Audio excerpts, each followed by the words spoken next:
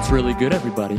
This is Nathan Allebach, and welcome to the podcast where we get into people's stories and go down a bunch of rabbit holes about what's really good in the world. For today's episode, I wanted to do something a little different and give you all some backstory on who I am. I've never done any type of solo podcast before, but I figured we're 20 episodes into this thing, and I've been interviewing a bunch of incredible people, while the majority of listeners don't really know much about me at all. So I tried to keep it interesting, even though I'm not really sure how interesting I am.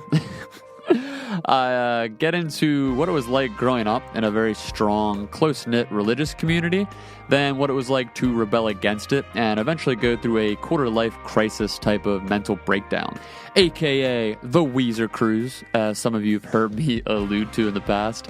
Then I get into what it was like to come back out of that, trying to reconstruct some form of stability, and then deconstructing my identity again and reconstructing it to where I am today. Sort of. So I go all over the place, and one of the things I kept trying to be consciously aware of while recording was just how privileged I've been to exist and grow up in the circumstances that have been handed to me.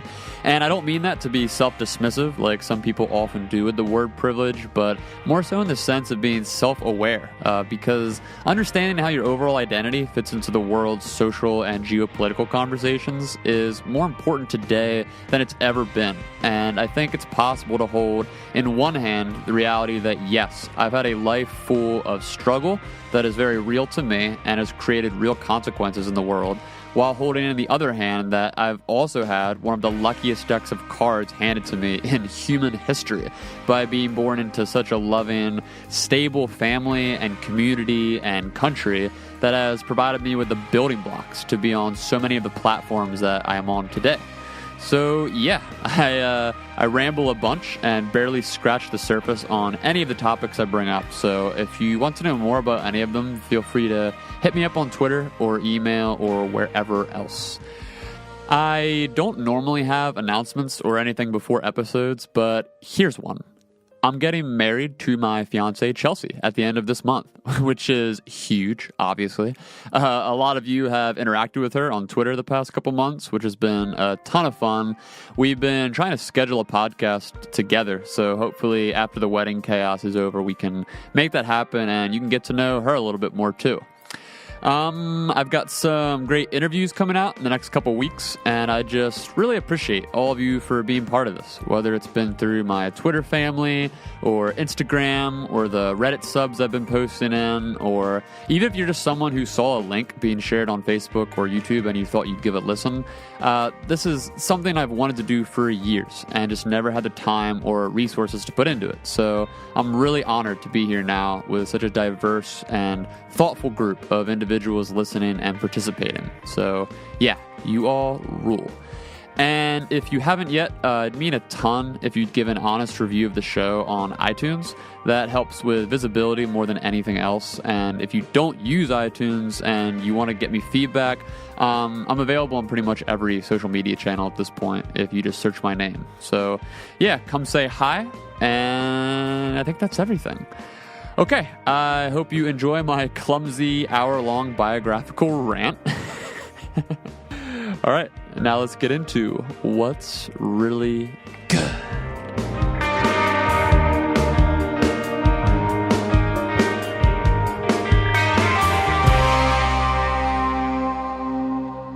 All right, let's do this. It is so strange for me right now to be talking at my computer alone about myself. So if at any point any of you feel uncomfortable, trust me, I feel much more uncomfortable, and we're just going to keep sharing in this uncomfortable space. So yeah, I already went through in the intro why I'm doing this. I just want to provide some more context for people who listen to this podcast on a weekly basis, since I'm not some public figure. I'm not an author or a person with a giant platform that you can just search the internet through and find, the bits and pieces of who I am and what I've done and all that nonsense. I'm just some guy that wanted to start a podcast. So thought I'd just give you some little pieces of information about myself, try to not bore you entirely. I will do my best to hit the highs and the lows and give my most honest biographical take of who I am, even though, of course, if you want the real stuff, you got to go to the people who know me in my life. So I'll do my best here. So anyway, my name is Nathan, obviously. I grew up in the suburbs outside of Philadelphia. My parents started a church with a few other families when I was maybe 8 years old. They were looking to get outside the more traditional church structures that existed in the area at the time, and they wanted to start something new that they felt called to do. So yeah, they started a non-denominational church, which for the sake of labels, it became sort of a mix of Pentecostal and Christian fundamentalist beliefs. It fit under the evangelical umbrella. There was a heavy emphasis on the gifts of the Spirit. So they believed that, people in today's world are still capable of speaking in tongues and performing miracles, and that the Spirit of God was and is very much active and alive in the world today. So it was a mix of that, and then also a mix of taking the Bible very seriously, mostly in the literal sense. Obviously, some give room with parables and all that, but like taking the Old Testament very literally, stories like the creation story, Adam and Eve, very literally. All the Old Testament stories literally happened. So there's sort of that mix of some like progressive or more fringe ideas under the broader American evangelicalism scope. But at the same time, there was that reverence for the structure in which they came from. So, yeah, anyway, I was really close to my family growing up, but naturally rebelled in my teen years. A lot of my best friends were the social outcasts, the scene kids, emo kids, which at the time, this was like 2004, 2005-ish, that was not a popular thing at the time. We were sort of the weird countercultural almost in our stupid little suburb outside of Philadelphia. But anyway, a lot of the people that I was friends with, they got into drugs, and we were just very rebellious in a lot of the senses, at least in our social context. So anyway, when I got into high school, my parents were really worried about me. They thought, oh, he's straying off the path in some sense, and they thought that sending me to a private school would help realign me, which they couldn't have been more wrong, unfortunately. I mean, obviously, I knew their hearts were in the right place, but they sent me to this school, and I did not fit in whatsoever. I barely made a single friend there. I mean, I kind of weaved in between a couple different social circles over the 2 years that I was there, but I got bullied relentlessly by a lot of the older kids, and it was a Christian school. So I was sort of in the process of rebelling against that faith, and now I'm put into a box with a very small school, very intimately organized group of people. So I didn't really have any safe place to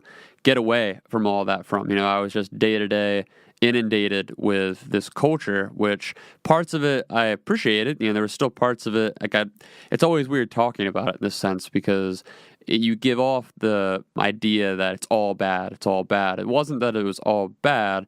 There were parts of it I appreciated. Some of the teachers there were amazing, but the culture as a whole, like especially for a young, impressionable kid who doesn't really fit into that, there's a lot of just peer pressure, and they're trying to assimilate you into the sort of group think there, and I just was not having it. So after 2 years, my parents saw that I was not happy and that it was not helping really any of the personal issues that I was going through. So they allowed me to go back to public school, which was super cool. And I'm really grateful that they did that, because it was amazing for me at the time. It got me more adaptive socially, and I was able to fit in a lot easier back at public school. So my family, just probably, as you can tell, depending on where you're coming from listening to this, they were more conservative. So naturally, so was I growing up. And in the process of all this rebelling, I started to a lot of how I started to oppose their beliefs and just in general rebel was for the sake of rebelling. It was for the sake of opposing them, as it is with most teenagers. It's how much of a actual worldview can you really develop in those years? I mean, nowadays with kids growing up with the internet and all that, they're able to access information at much younger ages, so they can form opinions on social issues and political issues and all that. But at the same time, your brain is so underdeveloped. Even though at the time I was thinking that I was super smart and like I had it all figured out and all that, I didn't know anything about anything. It's like your life experiences are so limited.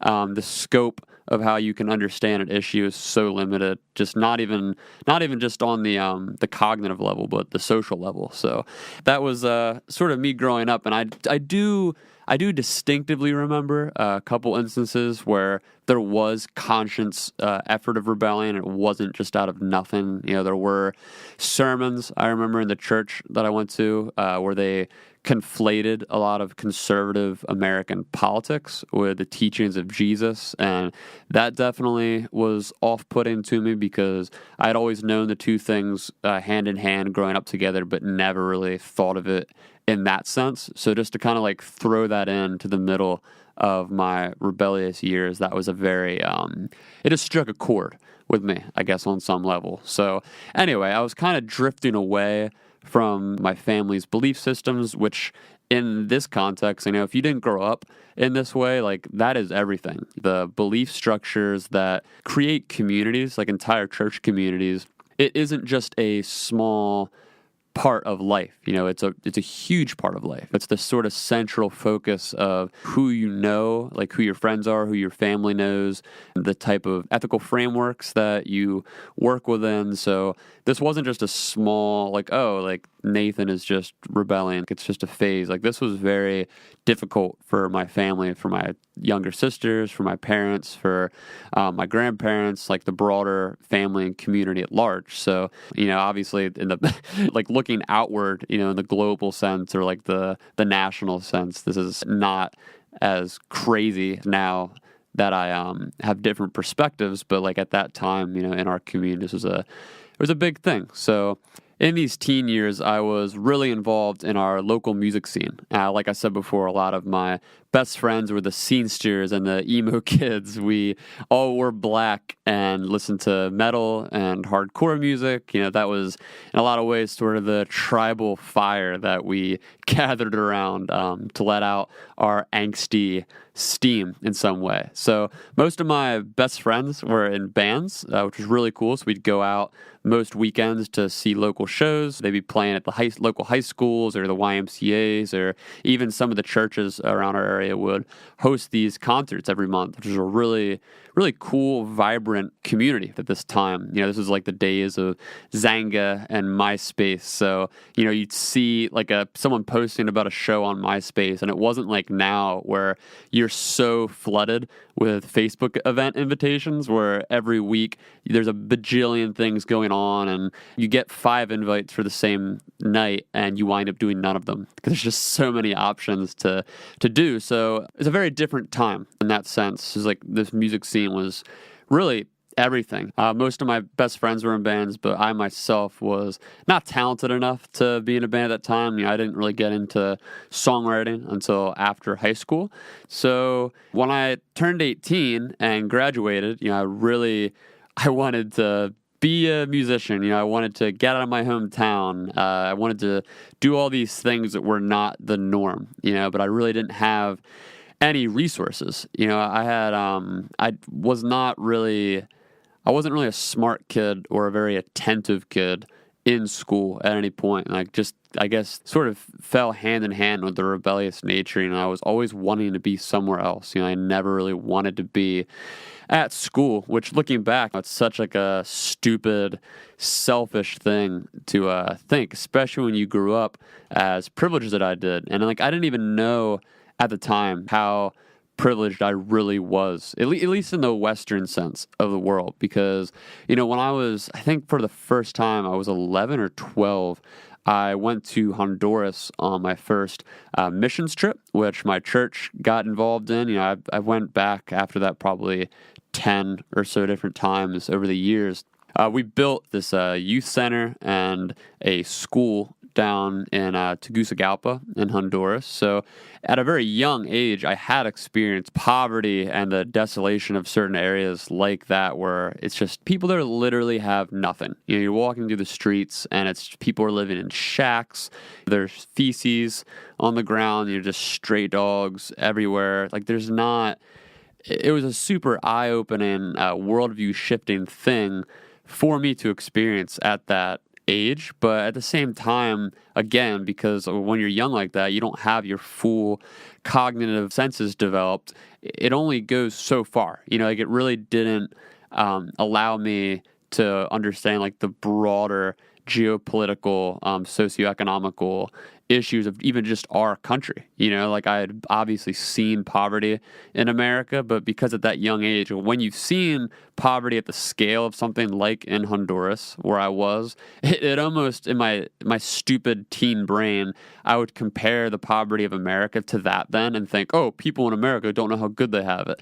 And it creates this really just narrow binary mindset, you know, in a young person like that. So but even by the time I was graduating high school, you know, I really didn't have a framework to understand, you know, what I really had. You know, I grew up with my base needs met. I grew up with a really loving family, a really amazing community that provided me with so many opportunities that I wasn't even really fully aware of. You know, I wasn't fully grasping just how good that I had it, but I was still in this ideological rebellious phase where I was trying to figure out who I was and what I believed and what I wanted to do with my life. You know, I knew I didn't want a desk job. I kept thinking that was one of the main things I would always come back to in my mind. I was sort of into anarchy, but in a really light beginner sense, where in my mind I was just like, I don't want to grow up and just get married. I don't want to go to some college and be wasting my time partying and learning things that I don't care about.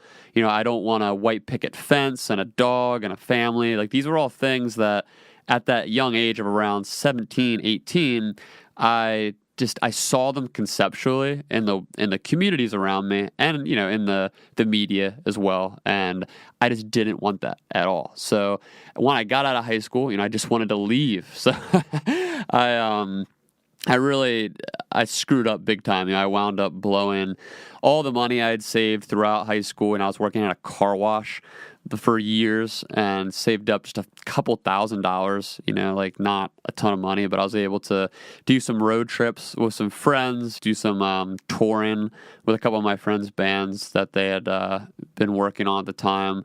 So this was like a really, really lame self-exploration phase. And I came home with no money and no idea what to do. You know, all of the people I knew from high school were away at college.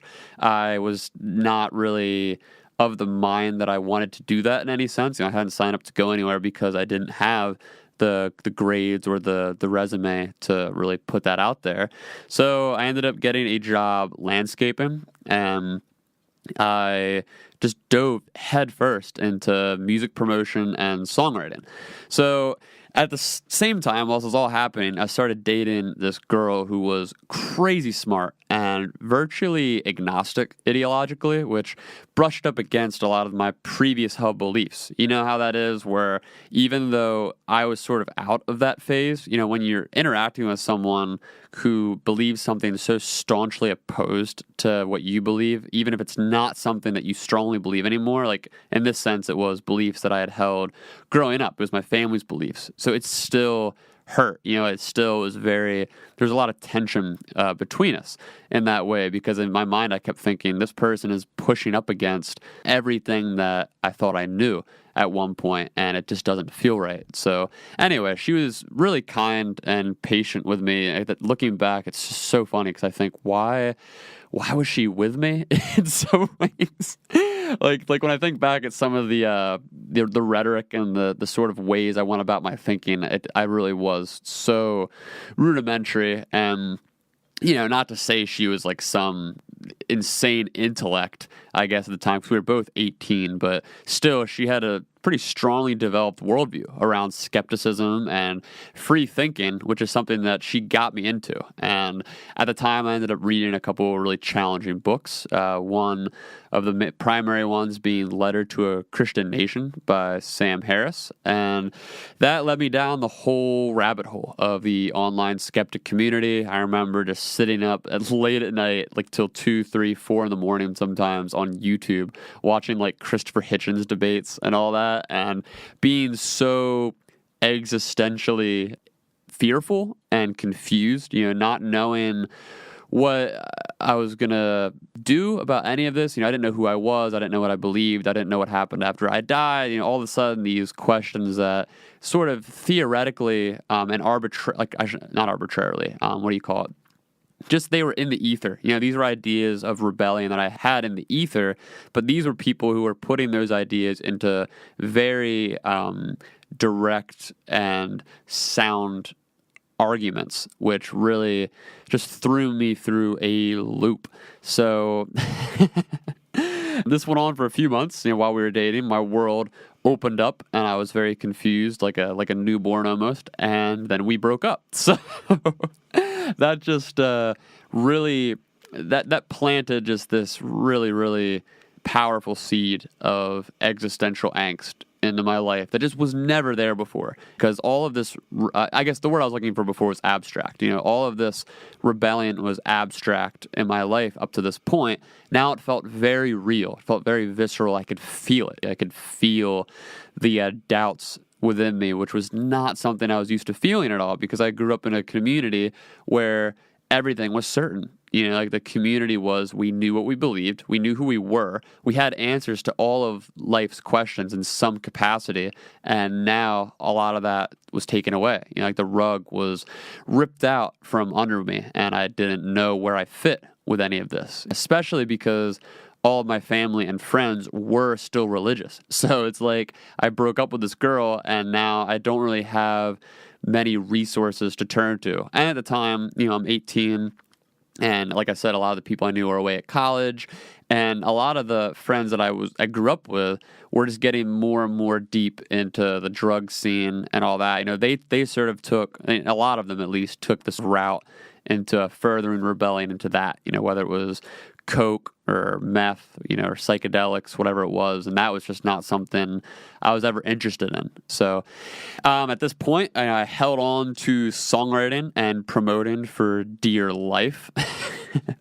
The church I had gone to growing up allowed me to book local concerts there, despite me not attending it anymore, which was super cool. And again, pulling back to this whole concept that even though I was rebelling and leaving a lot of these beliefs and not really knowing where I fit in with the community, the people who I was rebelling against in this community were always so kind. And these people, even though it brushed up against me in really bad ways, when it came to certain major issues and major conflicting points that left me feeling not just uncomfortable, but abused in some sense, because like when you grow up with that sort of umbrella worldview and then you're outside of it and you're trying to maintain those relationships, a lot of the answers and the ways that they will go about maintaining it and trying to quote unquote fix it is very damaging to people, which is a whole other topic of like abuse in the church, which doesn't, people generally associate the word abuse with physical abuse. There's spiritual abuse and emotional abuse, which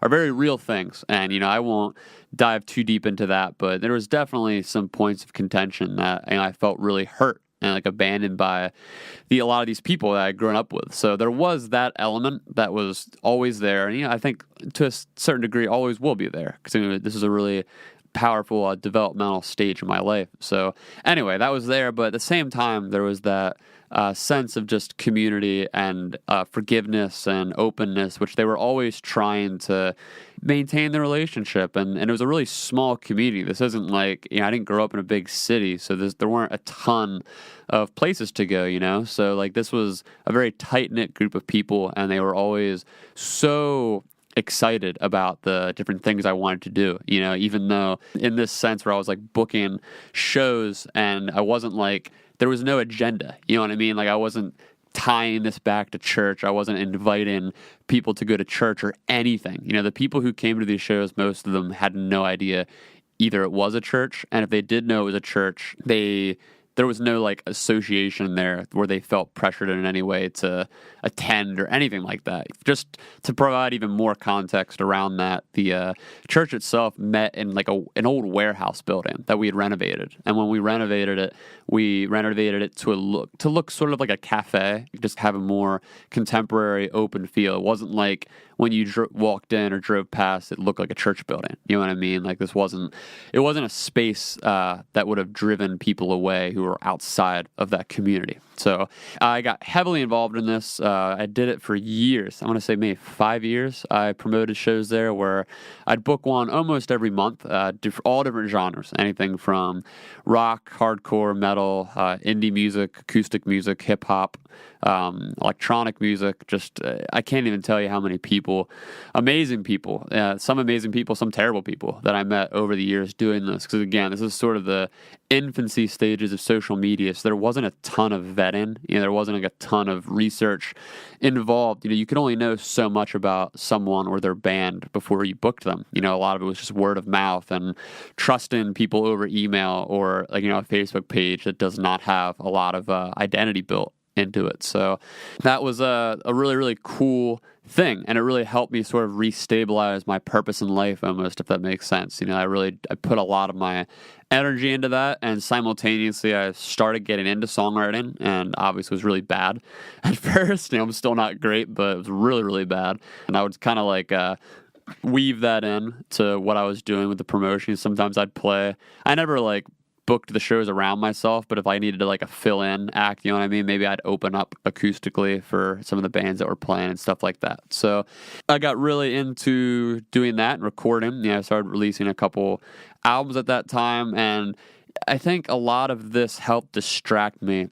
from the existential angst that I was feeling deep down. So about, I want to say like a year, 2 years later from all of this, because I was dating this girl who kind of rocked my worldview from 2010 into 2011. So right at the beginning of 2012, I went on a Weezer cruise. And this is the part of the story, and a lot of people have heard me joking about this and talking about it in passing. Not a lot of people know the full context of how this event happened and the consequences that came from it. So you're getting the sort of full preface. You're getting the what life was like for me growing up before all this, and then what life was like after all this. There's like a very strong defining curve or arc in my story when this Weezer cruise happened. So at the time, I'd went from landscaping to working for a realty company, and I had become friends with the two kids whose parents ran the company. So long story short, they invited me on this cruise, which was the coolest thing ever. I mean, I never imagined myself being able to go on a cruise before, and it was a lot of really awesome bands that were going to be playing it, and it was like 4 days, I want to say. I went to Mexico, and we shipped out of Florida. Just to tie in everything I've been getting at here with my existential angst, I had been carrying this throughout my teen years of rebelling against the church and my family's beliefs and all that. And now I had been carrying it in this new way for like the past year or a year and a half or so of going through that real, very visceral existential break from dating that girl and learning all these new things, not just about the world, but about myself and all that. So I've been carrying that with me and putting it out or putting it off with songwriting and promotion and staying busy. I had a new girlfriend at the time. I just started dating her maybe a month before all this. And, I was really trying everything I could possibly do to just push it down. I'd gotten into drinking, not super bad, but, bad enough where it became a coping mechanism. So just keeping that in mind, I carried a lot of this pushed down angst into the cruise. So go on the cruise, and obviously what do you do on a cruise? You drink and you party. So we had a great time. It was like I said, it was maybe like 4 days or so. And It was really, really fun. Saw a lot of great bands. Of course, got into all sorts of antics on the cruise and was just drinking and eating bad food the entire time, like stuffing my face with burgers and pizza and not sleeping at the right hours, like eating a burger and then going to sleep like an hour later type of thing, and just drinking all day, all night. And I had never really experienced anything at that level. So this all goes on, and everything's fine. Everything's all good. And we get to Mexico. You're only there for like a day or whatever it was. And we leave to get back on the cruise. And for the last night of the cruise, before we get back to the port where we landed in Florida, we're able to drink the alcohol that we'd got in Mexico. So we had bought this bottle of Bacardi. And just to not bore you entirely with the story, I don't know, maybe people are bored, maybe you're like really into this, I have no idea, because I've never done or told this type of story, especially alone like this before, or just talking on my computer. But we had bought this bottle of Bacardi, and the last night we were just going ham. I mean, I had probably taken, I want to say, started drinking around 8 or 9 o'clock, drank till maybe midnight, and or 1 in the morning.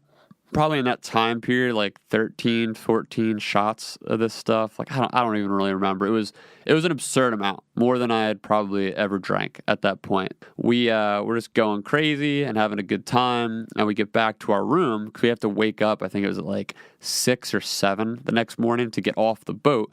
So we get back to the room, and my buddy, who I was with, Leo, he, from what I knew of him, we had been friends for maybe a year or so at this point. What I knew of him, he was a heavyweight. He loved to party, and I'd never seen him get sick or anything. We had drank all into the nights, many times before all this. And we're taking these drinks, and he, out of nowhere, starts getting just violently sick. And he's throwing up and getting very... obviously nauseous, because when you're drunk, you're nauseous, but he's kind of like, his equilibrium's all off, and we're on a moving boat, which is probably a large factor in all of this, but it's still like when you're super drunk like that, you're not really thinking rationally, and everything felt very confusing. And needless to say, he, over the course of the next 10, 15 minutes, I'm like trying to make sure that he's okay and not actually sick. And he's just mumbling, you know what I mean? Just passed out, basically saying, "Leave me alone, I'm fine." And in my extreme drunken mind at that time, I'm left alone now in this room while the sea is raging on, and I freak out. So I think in my mind that something was wrong with the alcohol that we had bought. And I had never prior to this experienced any what I would call panic or anxiety. Like I had levels of anxiousness before, but for people who actually go day to day experiencing like generalized anxiety disorder or anything of that nature, that there's a very strong difference between having anxiety and then just getting overly nervous, or like the difference between getting really depressed, like deep in your bones, versus getting depressed or sad after a breakup, Like there's sort of we play this weird linguist game between terms like this, and they mean very different things to different people. So up until this point, I had never experienced true anxiety or panic. So I started feeling the anxiety building, which was a very confusing thing for me to feel. And in my mind, I had convinced myself that this alcohol was either poisoned or bad. So I tried to make myself throw up because he threw up. So I go into the bathroom and I'm shoving my fingers in my throat trying to get this stuff out of me because I think I'm dying. So I'm doing this for like 30 minutes until I can hardly breathe because I've been shoving fingers down my throat. There's acid coming up, and I'm drunk, so I'm just so out of it. I'm dehydrated. I can hardly breathe. So the panic just keeps building and building and building, and to the point where I literally thought I was dying. It got to the point, and again, it's so weird even explaining a story like this because, of course, there's been times in my life prior to it where I thought I was dying. Like you get drunk, oh my gosh, this is the end of the world, or you get high, or you get sped up on adrenaline, or whatever it might be. People experience things where they think they're near death in some sense, which I had felt before, but never in this state of mind where I was just so driven to the edge and feeling completely out of control. And, like, there was nothing I could do. You know, like I couldn't rationalize my way out of this. There was no one I could talk to. There was no resources. I'm alone at sea. And, like, I barely know the parents who I'm with on this trip. You know, I'm with my friend, and the other friend is with her boyfriend in the other cabin. So anyway, I'm freaking out, and I think I'm dying. And I start, like, writing notes on my computer, like, to my family, like, saying, sorry, I've been such a crappy kid growing up and for being so rebellious and mean and just rude to everybody. You know, like, basically, like, writing this long list of apologies to my family and my friends and anyone who I might have wronged at any point. And it just became this super existential, surrealist moment of thinking this was it. Like, I'm dying. I can't control anything. This is the end of my life. So I might as well just say sorry, because maybe I was, like, a really bad person. You know, like, that's how it felt, at least in that moment. So that goes on. I eventually typed myself to sleep. You know, like, I don't even remember how I fell asleep. I woke up the next morning. It's like 7 a.m. I'm exhausted. I didn't even feel dehydrated when I woke up, which is the most confusing thing. I just remember waking up feeling, breath of fresh air. This is amazing. And I felt like there was no panic, there was no anxiety. It was like a fresh start to a day. And I thought back to the night before and thought, wow, that was a trip. You know, it must have just been something in the alcohol. Like, I'm all good. Like, I feel fine. Like, that was just like a really weird experience. So, you know, I drank some water, eat some whatever I ate for breakfast, and we get off the boat, jump in a cab. We start going to the airport, and in the cab, I start getting nauseous, and that's a totally normal thing. It's just like a hangover. You know, obviously I've drank before and experienced this before, but when the nausea came on, it triggered the same anxiety that I felt the night before, which was super confusing to me, again, because I had never experienced this before, and I had no rational way of understanding it, so I thought something was still wrong with me. So basically, it started the wheels turning again. You know, like, I spiraled out of control almost instantly. As soon as I started feeling sick, my brain, it was almost like a trigger mechanism from the trauma of the night before, and my brain clicked back into that state of mind that something was wrong.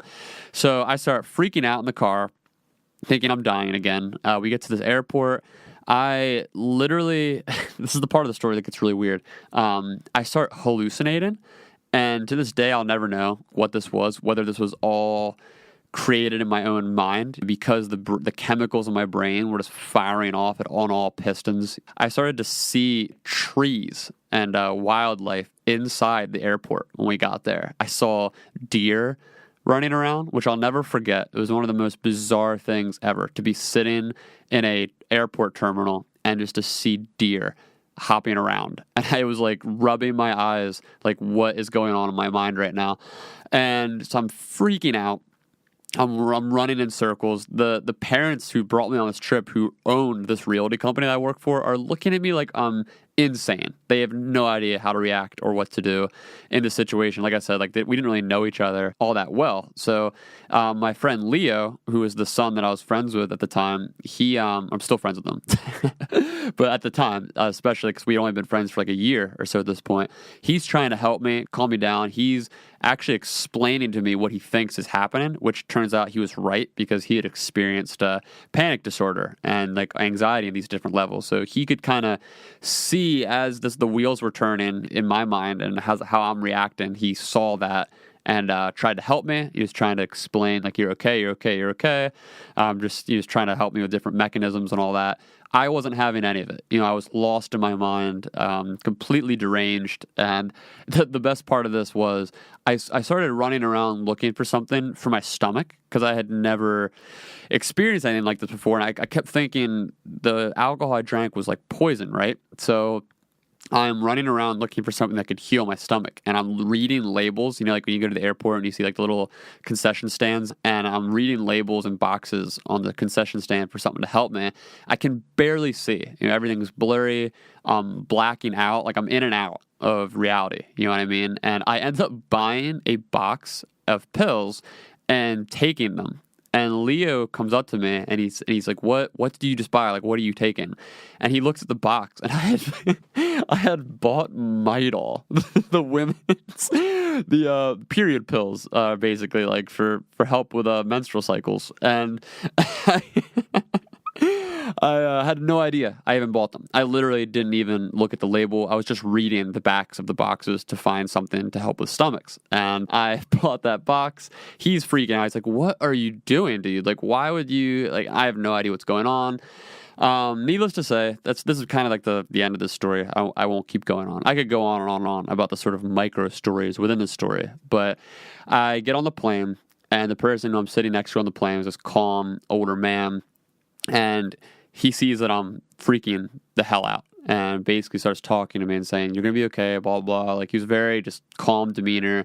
He knew it was up. He actually really helped me. I'll never know his name. I literally met him in that moment of panic. He calmed me down. I fell asleep. And when I woke up, he was already off the plane. We were getting off the plane. We had landed in Philadelphia. So we landed. I get back to my house. Oh, and by the way, like, one other micro story from that whole incident at the airport where I'm panicking. I was calling my family because I hadn't had service on the boat, obviously. So I was calling my family at the airport, just telling them that I'm dying and that I'm so sorry and blah, blah. And they're crying on the phone. They have no idea what's going on. Like, I literally was calling my family just to tell them sorry about everything, that I don't know what happened to me and I made a mistake and all this stuff. So it was really, really just awful. Like, the worst trauma that I could have imagined, at least at this time, in my own personal experience. So when I landed in Philly, got back to my parents' house where I was living still, and the panic just started right back up. As soon as I started to try to go back to sleep that night, it just started right back up,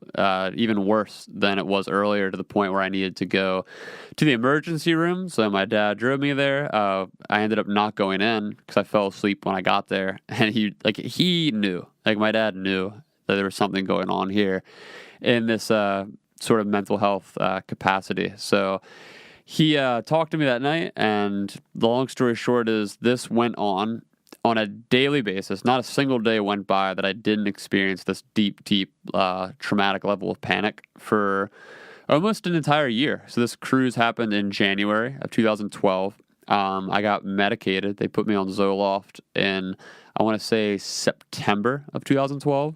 So there was that, whatever that is, like a 7-month or 8-month period or so, where every day I'd wake up, I'd go maybe an hour without panicking, then I'd have panic attacks, and they would just litter my mind throughout the day. And it got to the point where, over the course of maybe 2 or 3 months of this, I had to break up with the girl I was with because I couldn't be with her anymore. I just couldn't function at any level. I was just overthinking everything. I was having panic attacks every day.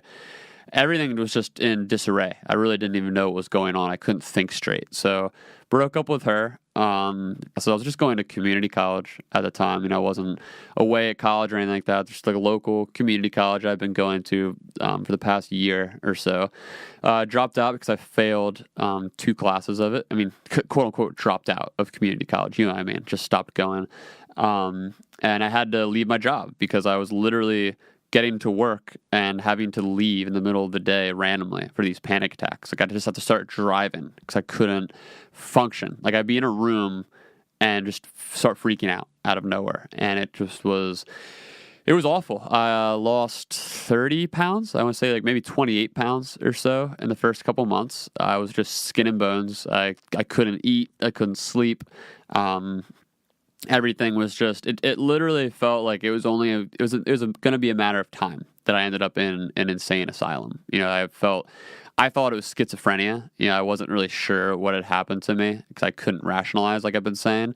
But every day it was just constant panic, constant uncertainty of who I was, what I was doing.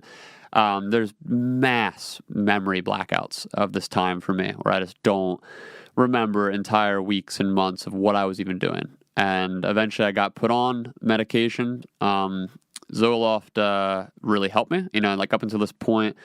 At that point in my life, I was super against medication and doing anything that way. I'd never really liked the idea of pills. A lot of my friends had gotten into pills in their addictive phases growing up, and it was just a scary thing to me. I think they're scary for a lot of people. So that was a point in my life where I knew I had to bite my pride, really, and just do it. And it definitely helped. It helped level me out. it got me to a baseline level, toward the end of 2012. And I was able to start functioning again, day to day. But like the pills do for a lot of people, it cut out a lot of my capacity for emotional interactions and memory, really. Like it further worsened my memory.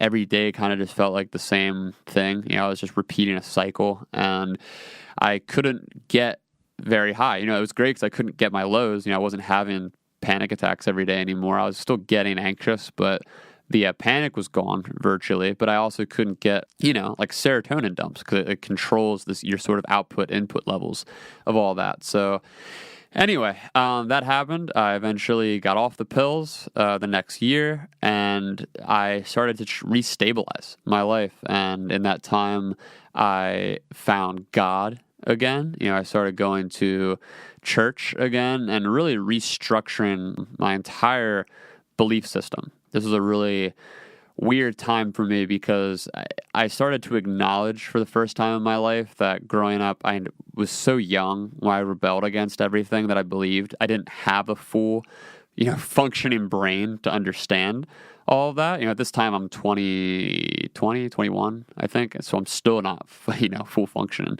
But I realized, I really needed to give it a shot, like to actually, maybe there was something there that I missed because I was just a dumb teenager. So I dove in headfirst to theology. I got really into Calvinism and started listening to a bunch of different podcasts and YouTube shows and audiobooks and reading deeper into authors like C.S. Lewis and Jonathan Edwards and a bunch of different, your sort of classic Christian thinkers, writers, theologians, all that. So anyway, in the process of all of this, there was a girl who I had gone to church with growing up, who was the pastor's daughter that I had known my whole life, who was coming home from being away at school. And I started crushing on her. We started dating very shortly after. And it was cool because it was a time in my life where I was finding stability again. I was creating a worldview. I felt really good about myself. I still had anxiety. I still had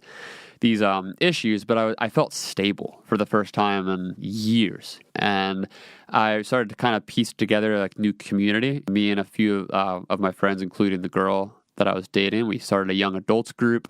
And it was just our thing. We did it our way. And it was, at one point it peaked and there was like 60, 70 people come in every week. It was just, we met in a coffee house, and it was a really, really cool, vibrant community. And I got really back into Christianity. Felt like this was sort of a hiccup in the road, like that's sort of like the prodigal son story. I felt that for years I rebelled and ran away from the worldview that I was handed growing up, and had to hit rock bottom, literally hit rock bottom in my sense of the world. Again, it's odd. It's odd telling this story to an audience of people who, when I have on different individuals, whether it's through social media or journalism or other area of expertise, a lot of the people I do this podcast with, they share their stories, and it's about broadening perspective. And a lot of the perspective that I've gained for the past few years is to show, again, just how good I had it growing up. When I look at a lot of the people I know now and a lot of the experiences of people I've known, it's hard to even know where to stop and start comparing, because you really can't. You can't compare your experience to my experience and vice versa, because each of our own minds, our experience is the one that we're given. We're the sort of hero of our own story in a way. So even though, to someone on the outside looking in, I guess a lot of this is just coming off like this is just some suburban white kid who went through some existential crank, and this is all like just another, like it's such a basic story. And I concede in a lot of ways my story is not really anything too insane, but to me it is. To me it's my story, and I have to own that, and I want to own it. It's not really something that I feel ashamed of in any capacity. It's just something that I know I have to be aware of when I'm dealing with people on the outside, especially people from less privileged backgrounds or disimpoverished areas and all that. Like there's a whole realm of perspective and storytelling that you have to be aware of. And I'm definitely becoming more and more aware of that as time goes by. So just to add that little caveat into all this, because I know how, just as I go on through the story, how it kind of comes off. So anyway, throughout this period of my life, I was super stable and all that, but it only lasted maybe 8 months, maybe 10 months until I started to kind of, the pieces of my actual temperament started to surface again. The pieces of who I am as a person came back to the surface, and I'm a very rebellious person. I'm a contrarian by nature. I'm someone who's always questioning everything. So as soon as I started to do that again, this is like post this new belief system that I developed, a lot of my life started to fall apart again. Like the relationship I was in started to get unstable because the girl I was with knew what she believed. She was a Christian. She had this strong set worldview that she had had her entire life. I was at the point now where I was just I had weaved in and out of different ideologies, and throughout, in all this, I haven't even gotten into politics because honestly, politics in this sense are a little bit more boring to me from a personal perspective. So I had different political leanings throughout this rebellious phase. I'd go left to right, to center, anarchist to conservative, whatever it was, and I'd been seeing those shifts in my own life for a long time. So this just felt like another shift to me from a belief system perspective, and that was just terrible for the relationship because she wanted to know what I believed and what our relationship was going to look like, and I couldn't provide that for her. So we went a couple of years of dating and really tried to work through things, and all the more while that was going on, I was just becoming more and more progressive in my ideology again. I was moving more to the left and questioning more things. I was still interested in the framework of Christianity, but I was just moving it in a way that was not in the same through the same lens as she was, or the community that I was in was. So there was that whole thing, and eventually we broke up, and it was a really, really tough experience because it was just years of rebuilding, this community and a lot of friends and family, and there was a stability that came with that was really cherished, not just by myself and the relationship I was in, but by our families and the people that we went to church together with. And when we broke up, there was just a lot of weight that came with that. It was a shift. It's kind of weird to say that again because there's a lot of moving pieces in there that I'd have to extrapolate on. But I mean, she was the pastor's daughter, and I was involved. Like I did worship at the church and ran this young adults group and all that, and we'd go hiking together and all that. So I was kind of like one of the quote unquote leadership figures, you know what I mean, in this space. And when we broke up, there was just a lot of disarray in the community, in my own life, and in the broader scope of the whole church. So anyway, that happened, and in the process of all this, I had just started working at my dad's advertising agency, and I didn't know what I was doing in my life at the time. Again, super privileged position to be in because I was living at home, so my parents were providing for me. Like I didn't have to pay rent or any of that, and I quit that job working for the realty company the year before. So my dad, he started a food and beverage marketing advertising agency about, as of 2018, it's about like 30 years ago at this point. It was like right around the time when I was born, and he was starting his marriage and everything. So this is like his whole life. He's poured his whole life into this small business, and super proud of it. It's amazing. A lot of the work that he's done has been really incredible, and he's one of those people who anyone in the community that knows him has good stuff to say about him. And I always looked up to my dad growing up, but through the rebellious phase, I just didn't want that same thing again. Like I was sort of against this whole system of almost capitalism, I guess, as a whole, or just consumerism as I saw it at the time. I just really didn't want any part of it. So I never thought working for him was even an option. I never went to school for it. It wasn't something I had expertise in. And he basically told me at this point, because I was trying to become stable and I was looking for work at the time, and he basically said, hey, if you want to intern here, like while you're doing odd jobs and like looking for more stable work, you can just see how you like it type of thing. So I interned for 6 months or so unpaid just to kind of check it out, and I loved it.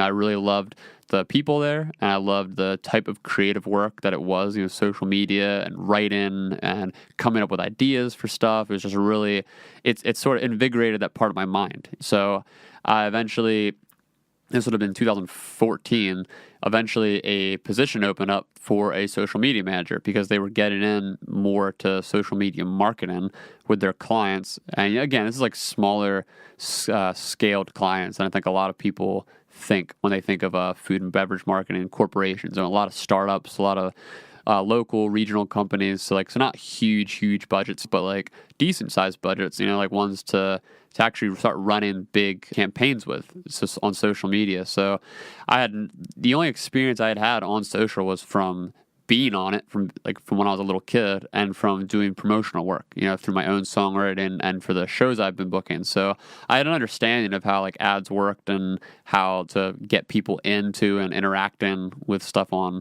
Facebook and everything like that. So I had a grasp for it, and it was a really small thing. It was mostly planning content calendars and really just kind of the more basic plans. So in the process of all this period of my life where I then break up with the girl I was with, and I'm still working at my dad's agency, I was there for, at this point of the breakup, 2 years, I want to say, and I just didn't know what I was doing in my life. I felt like, what am I doing here? I'm working at my dad's company. I feel super privileged, and I don't have an expertise in what I'm doing. This isn't something I went to school for.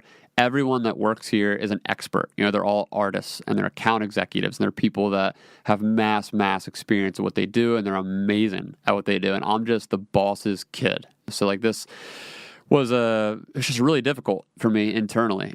It's so weird having to caveat this, but outside looking in, of course, it's yeah, you're the boss's kid. Yeah, it must be really tough. But yeah, I mean, internally it was, because I'm wrestling with knowing that. I don't want that. I don't want to have that label. I don't want to have that be hanging over my head. I felt like I could never really say anything or have an opinion because, I was just the boss's kid. So this sort of internal tension had been going on for a long time, and I wasn't sure if I wanted to quit or not, and I didn't know what to do because I had only had 2 years of school under my belt and a bunch of random odd jobs. I dipped my hand in a bunch of different pots around promotion and songwriting and landscaping, realty, maintenance. There's all these different things where I was okay, could I go in this direction? I don't really know. So all that to say, at this point in my life, I was back into this uncertainty phase of just not knowing who I was and what I was going to do.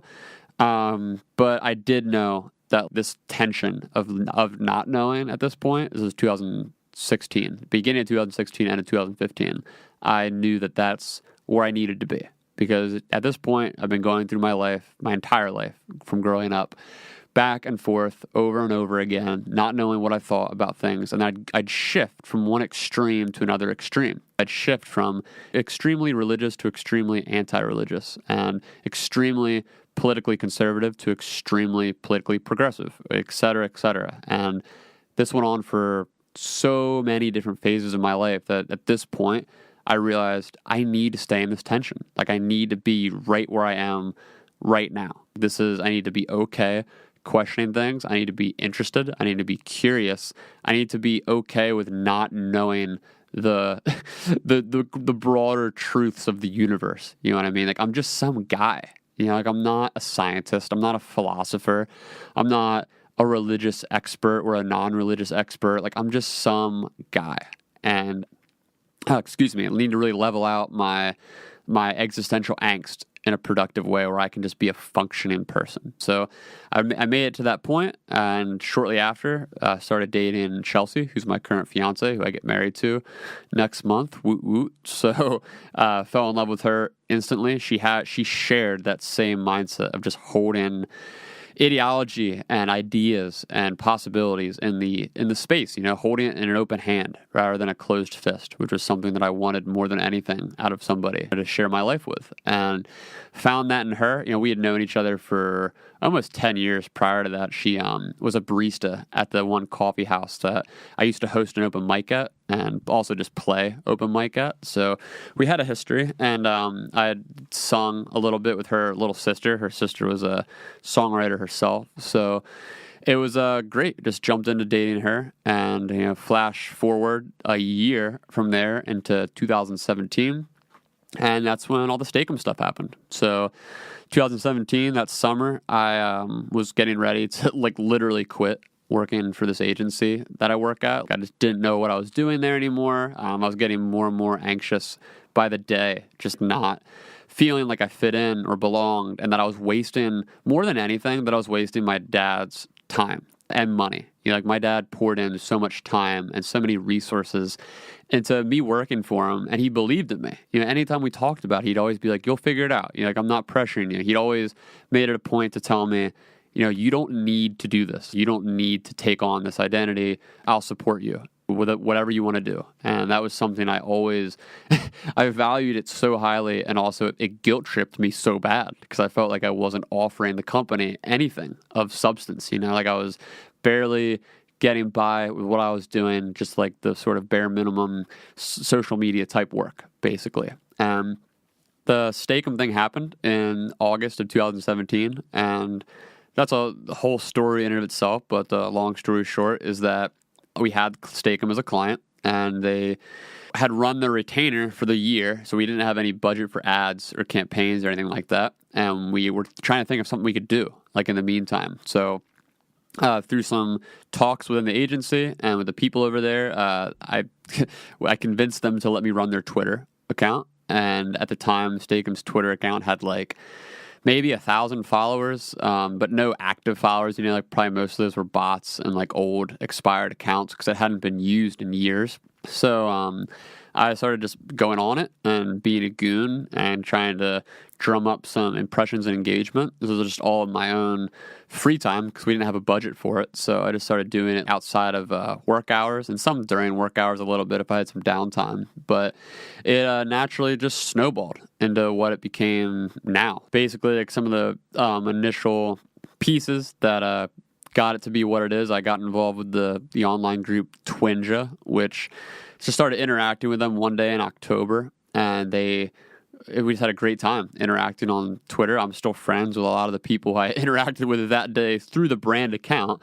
And that impression rate, then it kind of, because I was interacting with so many different people just from one day of being online, it garnered a lot of attention from more potential followers, and then the impressions kept going up from there, and it got more and more people's attention, and I just started to get more and more active on it, putting in probably 70, 80-hour weeks for a couple months in a row, and I kind of just got obsessed. I realized this is an opportunity. This is something that I could really do something cool with. It's an account. It's a company that's been around since 1975, and they're letting me have creative control in the content that I'm putting out. So I was able to run a lot of it without having to go through lines of approval and white collar board meetings about strategy and all that. I just kind of skipped past almost all of that. So I just kept going and going, and momentum kept going up. We used this hashtag Verify Steakum campaign, which was just an organic thing. It was never meant to be a campaign. It was just a talking point that we started pushing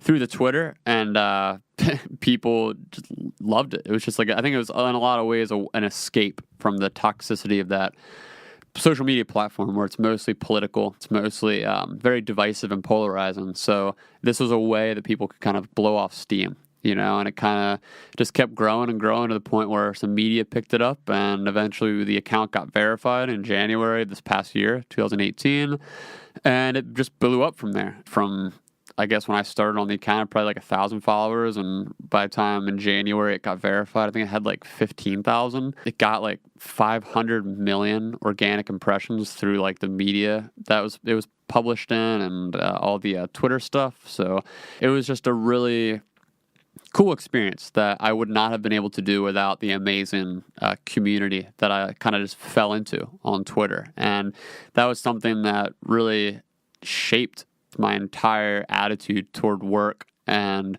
who I am and what I want to do. It gave me more clout and credibility to my job.